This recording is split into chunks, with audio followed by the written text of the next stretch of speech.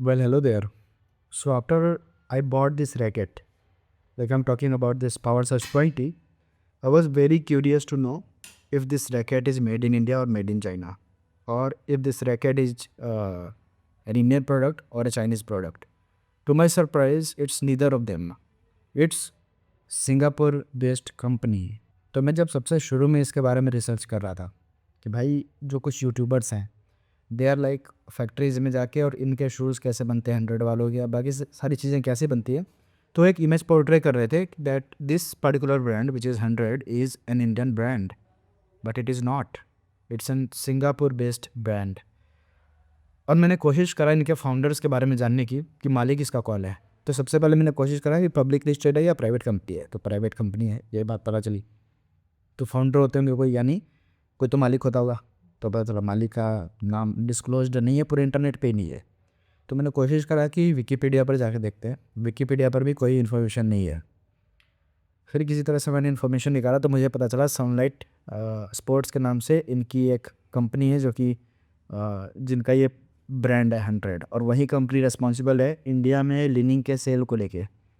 फिर मैंने और चैट जीपीटी पर एक्सप्लोर करा तो पता चला ये एक सिंगापुर बेस्ड कंपनी है जो कि लिनिंग ब्रांड को हैंडल करती है। अब लिनिंग ब्रांड शायद से इन्हीं का ब्रांड होता होगा, I have no idea. But जब मैंने ये देखा,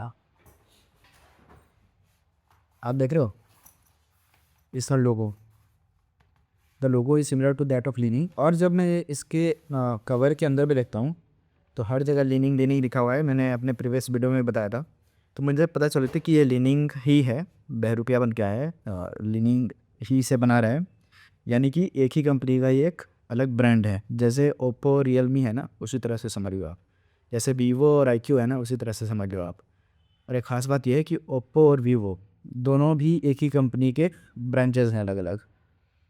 तो ये एक छोटी सी बात थी जो मैं तुम्हें बताना चाहता था। मेक इन इंडिया इनिशिएटिव को ये हवा दे रहे हैं, यानी उसको सपोर्ट कर रहे हैं। कुडोस टू देम यार, appreciated, but you are not, definitely not an Indian brand. तो जो भी यूट्यूबर हैं, मुझे नहीं पता ये वो पेड कैंपेन कर रहे हैं या क्या कर रहे हैं, जो दिखा रहे हैं कि भाई देखो इंडिया में बन रही है, ऐसे बन रही है, वैसे बन रही है, 100 is not, definitely not an Indian brand. अब कंपैरिजन करने की बात आती है ना, 100 पावर सर्ज 20 और हमारे पास है योनेक्स नैनो रे लाइट 18i, और देन हमारे पास आता है ZR100 लाइट, और उसके साथ में एक ब्रांड है लोकल बैडमिंटन। ये 3-4 रैकेट्स हैं मेरे पास।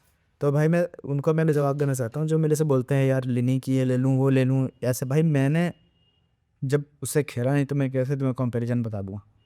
मैं कोई फुल फ्लेजेड बैडमिंटन रिव्यूअर नहीं हूँ, क्योंकि इंटरनेट पे कोई भी इस रैकेट, इस पावर सर्ज 20 से रिलेटेड कोई भी वीडियो नहीं थी, तो इसलिए मैंने सोचा वीडियो डाल दूँ, और मैंने डाला और बहुत सारे लोगों की हेल्प हुई। पर तुम अब पूछो कि यार कोई से भी होता, इतने सारे ब्रांड, इतने सारे उसके मॉडल्स हैं, सेम रेंज में तुम मेरे से जैसे एक्सपेक्ट करोगे। हाँ, इतना पूछो रॉक 88 और पावर सर्ज 20 में कौन लेना ज़्यादा सही होगा, तो जहाँ तक मैंने रिसर्च करा rock 88 is better than this power surge 20। चलो अब मेरे पास जो दो बैडमिंटन हैं, क्योंकि वो छोटे छोटे जो है ना ZR100 लाइट और वो लोकल, उनको ऊपर साइड कर देते हैं। अब इसका सीधा कंपैरिजन करते हैं नैनो रे लाइट 18i से, तो देखने में पता चलता है कि किसी का विड्थ बड़ा है, किसी का विड्थ बड़ा है तो किसी का हाइट बड़ा है, ऐसे ऐसे करके। और सारे बैडमिंटन अभी तक मैंने 3-4 बैडमिंटन से कंपेयर करा, तो सब में कुछ ना कुछ तो एक बात पता चली है कि इसका जो साइज़ है, विड्थ है, बैडमिंटन की जो प्रॉपर डायमेंशन है, मतलब 19-20 का फ़र्क सब में रहता है। अब ये तो अब ऐसे में क्या करें, एक ही बैडमिंटन चुनो बढ़िया से। अगर तुम एकदम बिगिनर हो तो कोई से भी बैडमिंटन चुन लो, क्योंकि तुम्हें भी शॉट्स प्रैक्टिस करना है। लेकिन जब ये होता है, जैसे मैं एक एग्जांपल देता हूँ नीट पेपर की, जो कि मैं अभी उसमें अपियर हो रहा हूँ, तो नीट में ना 500 नंबर लाना है आराम आराम से, यानी थोड़ा थोड़ा मेहनत करते हो 50-50 नंबर तुम जंप कर सकते हो। लेकिन 500 से 600 के बाद, 550-600 के बाद एक एक नंबर लाना काफ़ी मुश्किल हो जाता है। तो उसी तरह से जब आप एक लेवल पे पहुंच जाना, उसके बाद इस हेड हैवी है, ग्रिप साइज़, टेंशन, इन सब चीज़ों का बहुत फ़र्क पड़ता है, बहुत डिफरेंस क्रिएट करते हैं। तो एक बैडमिंटन पे बहुत बढ़िया से आप एक रैकेट पे, in fact badminton is a game, racket is this equipment, तो इस पर आप बढ़िया से किसी एक उस पर बढ़िया से ट्रेनिंग कर ले। बिगनर हो तो पक्का ले लो, और अगर इंटरमीडिएट हो तो भाई तुम क्या 2 बार 2,000 नहीं लगा सकते क्या? 2,000 तो तुम इन्वेस्ट कर ही सकते हो। तो 1800-1700 समथिंग में ये आ जाती है, कभी 1700 की भी मिल जाती है ऑफ़र में। तो या तो आप ये ले लो या कोई भी ले लो यार, मेरे को यही लेनी थी नैनो लाइट 18i, क्योंकि ये क्लासिक रैकेट है और मेरे सीनियर के पास था तो मुझे ये लेना था। पावर सर्ज 20 अगर आप स्टार्ट कर रहे हो, अभी जाना शुरू करा है, ज्वाइन करा है, तो ले लो यार। मेरी अभी तक नहीं टूटी, मुझे उम्मीद है आपकी भी नहीं टूटी। मैं बहुत तगड़े स्मैश मारता हूँ। एक रीज़न और है कि लेके मैंने इसकी रीकटिंग नहीं कराई, तो ये भी हो सकता है अगर आप रीकटिंग कराओ एक सिंपल कोलिजन में, हो सकता है ये टूट जाए। मेरे से 2-3 बार कोलिजन हुई, बहुत हार्ड कोलिजन नहीं, मतलब ऐसे ही हाथ नीचे करा तो उसमें लग गया या उठाते समय लग गया, तो थोड़ी बहुत कोलिजन हुई है, but it is working pretty fine. और इसके पीछे का जो ये है ना, इसे क्या बोलते हैं, इनलार्ज्ड एंड जो है इसका, ये हिलता है थोड़ा बहुत, तो बहुत अनोइंग लगता है, ऐसा लगता है मैच्योर टाइप्स। तो पहले तो ये बहुत टफ था, लेकिन जब वो है ना, उसके बाद में यहाँ पे जब टिकती है और यहाँ से जब मैं मारने की कोशिश करता हूँ तो ये ढीली हो गई है थोड़ी सी। एक तो इसका ये ड्रॉबैक है, और दूसरी इसका नाम है power surge 20, but it has very less power compare to this. इसमें शिट इसमें जो इस पर टेंशन है काफ़ी ज़्यादा है इसके मुकाबले, यानी पावर सर्ज 20 बस नाम का पावर सर्ज है, पावर ज़्यादा मेरे को इसमें मिलती है। और मिले भी क्यों ना, एक बात कंसीडर करना है, दिस इज़ 1800 का लगभग इसके डबल से 200 ज़्यादा, हाँ ऐसा कह सकते, या 200 कम, मतलब कि अच्छा खासा, मतलब परसेंटेज वाइज अगर देखा जाए तो 80% ज़्यादा है, 180%। इसका 1.8 टाइम्स ऑलमोस्ट ये है 1800 का है, ये 1000 रुपये के रेंज में आता है।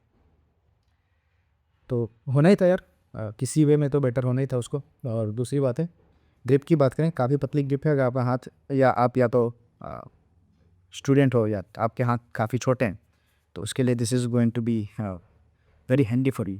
और अगर बात करें नैनो लाइट 18i की, तो इसका जो ग्रिप है ये काफ़ी बड़ा है, लार्ज है, यानी कि हाथ में ना ऐसे बैट के उसके जैसा लगता है, like you are holding a bat. और हाँ, अपने अपने प्रेफरेंसेज हैं, मैं तो अभी तक खुद फिगर आउट नहीं कर पाया हूँ कि ज़्यादा मज़ा किस में है, इससे खेलने में है या उससे खेलने में है।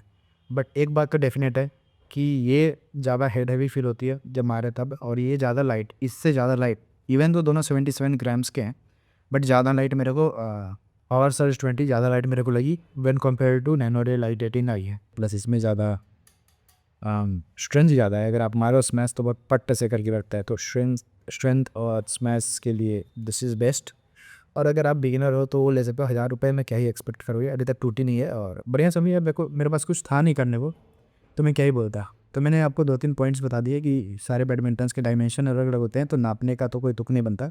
इसलिए आप क्या करो कि कोई भी बैडमिंटन अगर आप स्टार्ट कर रहे हो तो इंटरमीडिएट तक जाने में आपको टाइम लगेगा, तो आप ये ले सकते हो। अगर आप ऑलरेडी इंटरमीडिएट में हो, स्टेट लेवल, रीजनल लेवल जिसे कहते हैं, वो ऐसे लेवल का प्लेयर हो, तो फिर आप एक स्टैंडर्ड बैडमिंटन ले लो, ये ले लो, रैकेट ले लो, नैनो लाइट 18i, या अगर 2000 का बजट है तो एस्ट्रॉक्स 27i या ऐसा कुछ नाम है, वो भी ले सकते हो। मैं ये ले रहा था क्योंकि ये मेरा ड्रीम बैडमिंटन था, क्योंकि मेरे सीनियर के पास था और वो नेशनल जा चुके थे और नेशनल में भी इसी से खेलते थे। तो मुझे लगा मुझे ले लेना चाहिए, मेरे बजट में था तो मैंने ले लिया। इवन तो वो भी सेम ही प्राइस में आता है 27i, और नया रैकेट है, ये काफ़ी पुराना, काफ़ी क्लासिक है, फिर भी मैंने इसे लिया क्योंकि अपना मन था। जब भी पैसा होगा एक बार तो ये ज़िंदगी में ज़रूर लूँगा नैनो लाइट 18i। तो ये था यार अपना कंपैरिजन, अब इससे ज़्यादा क्या बताऊँ उसमें। जब टूटेगी, और मैं सोच रहा हूँ उसकी रीकटिंग कराऊँ, और 20, क्योंकि वो ऑफ़र करता है 32 LBS, तो मैं 28 पे इसकी रीकटिंग कराऊँ और फिर खेल के देखते हैं, और देखते हैं कब टूटती है। जब टूटेगी तब एक फाइनल वीडियो बनाएंगे। अभी के लिए तो बढ़िया चल रही है, अगर आप स्टार्ट कर रहे हो या किसी छोटे लेवल पे भी हो, ले लो आँख बंद करके, कोई दिक्कत नहीं है, बढ़िया बढ़िया रैकेट है, बढ़िया चल रही है अभी तक। तो पता नहीं कुछ लोगों के टूट भी गए हैं, लेकिन मेरी तो चल रही है बड़ी। तो दिस वाज इट यार, चैनल को सब्सक्राइब कर लो, एक क्विक वीडियो मेरे को बनाना ही था। It's been almost not more than और may be more than 6 month now, और मैं हफ्ते में 2-3 बार खेलता हूँ, और ज़्यादातर मैं पावर सर्ज 20 से ही खेलता हूँ, क्योंकि इसको मैंने बचा के रखा है नैनो लाइट 18 को किसी कंपटीशन के लिए या ऐसा कोई फ्लैक्स करना उसके लिए। तो रेगुलर मैं उससे नहीं खेलता हूँ, रेगुलर तो मैं इसी से खेलता हूँ, और ये बढ़िया चल रही है। बस एक डिफीट आया, मैं फिर से बता दूँ, ये थोड़ी सी हिलती है लास्ट नीचे का लिफ्टी पेस का, यहाँ पे ये प्लास्टिक की एक कप लग रखी है, वो हिलती है बस, बाकी तो रोबस्ट है, बढ़िया है, कोई दिक्कत नहीं है। Also this is not an Indian company. वो सारे यूट्यूबर जो भी पता नहीं इमेज बिल्डिंग का काम कर रहे हैं ना क्या कर रहे हैं, जो भी है मुझे नहीं पता भाई, लेकिन वो शायद से काफ़ी लोग ऐसा कहते हैं कि भाई मेड इन इंडिया ये वो। ठीक है, मेड इन इंडिया होगा but not definitely not an Indian company. IPhone भी मेड इन इंडिया है, तो उस पर आप सेंटी होके नहीं लेते ना भाई। तो yes, it was it. Thank you for watching, bye.